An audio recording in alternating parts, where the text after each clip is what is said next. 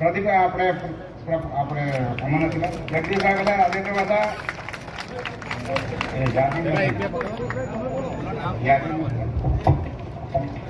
રાજેન્દ્રભાઈ જેઓ આમ આદમી પાર્ટીના પ્રમુખ હતા, ડેડિયાપાડા તાલુકાના, તેઓ જોડાઈ રહ્યા છે.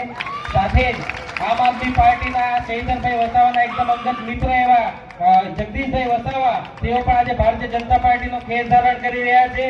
સાથે જ કોયલીવાવ ગ્રામ ખાતે આમ આદમી પાર્ટીના ચૈતર વસાવાના ખૂબ સારા મિત્ર અને કાર્યકર એવા શિવાભાઈ પણ આજે ભારતીય જનતા પાર્ટીનો ખેસ ધારણ કરી રહ્યા છે. આ વર્ષે નર્મદા જિલ્લામાં આ ઝાડુવાલા લોકો દિલ્હીથી 20 કરોડ રૂપિયા લાવ્યા છે. 100 રૂપિયા આપે તો માનતા નહીં, કારણ કે તમારા નામે અનેક કટકીઓ મારવાનો ષડયંત્ર રચવામાં આવ્યો છે.